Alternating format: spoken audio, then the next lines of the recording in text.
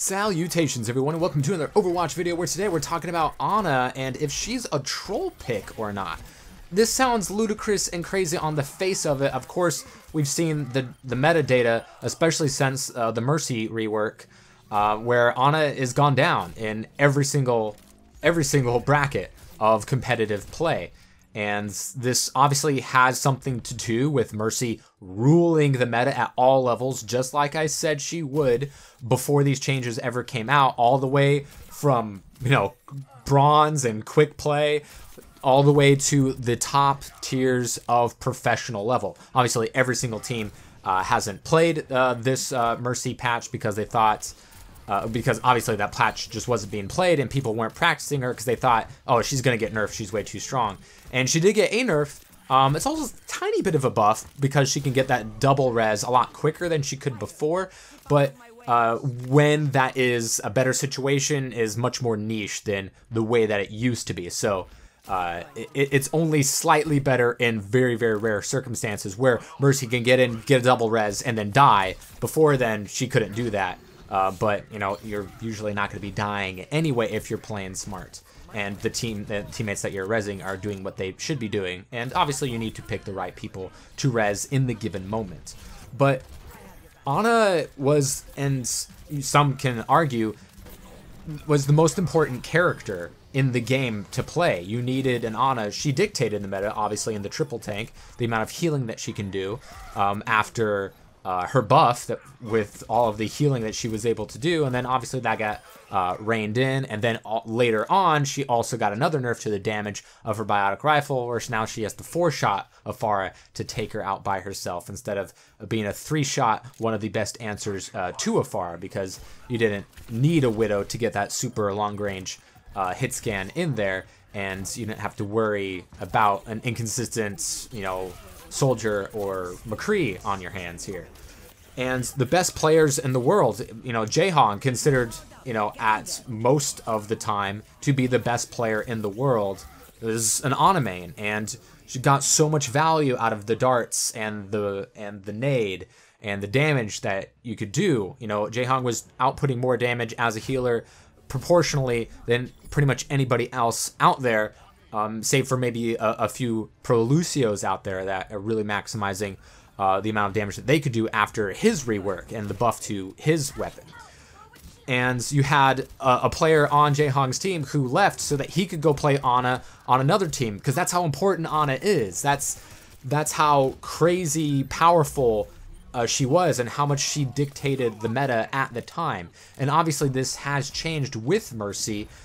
Even though, and I've said this before, if you're playing Ana at a decent level, and you have tanks that are in the right positioning and DPS players that are getting the kills that they should be getting, at least playing okay DPS, and tanks that are in the right position, and, ideally a second healer on your team, which is asking for a lot in any ranking of matchmaking, Ana can out-heal and out-value what Mercy could do back then. If you were getting those darts, then you were able to get more frags and mitigate what huge players were doing. Reaper comes in, Death Blossom, boom, dart, Nano Blade, boom, dart, if you can get them. Orion's charging in, boom, dart. Those are things that Mercy can go nowhere near doing. And you also have the anti-healing properties of her grenade, which is where you're mostly going to want to use her grenade to anti-heal. Obviously, there's going to be some instances where you're going to want to use it to heal, but a lot of the value comes in the anti-healing factor of it. And if you're using that properly, that burst healing is not something that Mercy is capable of doing. Mercy is an easier healer to use because she's not a skill shot like Ana, and all you have to do is, click on somebody once and you're just constantly healing them until one of you dies, or, the thing that you're pocketing gets, anti-healed itself. But with Ana, played optimally with ideally another healer, tanks that are in the right position, and DPSs that are doing their job, Ana can do more healing than Mercy. But with the reworked, the humongous, insane, grandiose buff that Mercy got, the sheer amount of reses that she can get now vastly outweighs any sort of healing Ana could do at any point in her meta, because you can only heal things that are alive. You can res anything that's dead. and it's, you know, you can get a burst healing with Ana on a tank and like get a ton of healing, ton of ult charge and something like that and swing a fight. But Mercy can instantly give something full health that was 0. That's something that Ana cannot do. And very often, within the last month, you know, I've played Ana, you know, relatively frequently since she first came out, because of the uniqueness of her kit and what she's able to bring to the table. Even though she is, you know, the most difficult healer to use, because, you know, you have to hit your targets, and it's quite difficult, and you're not going to be able to survive and, you know, shake and bake people like Lucio. You're not going to be able to do as much fragging as Zenyatta, and you're not going to be able to just run away like Mercy can. Even though now she doesn't have iframes for days when she's rezzing people, she's still getting a lot more rezzes, and that is giving her a lot more value.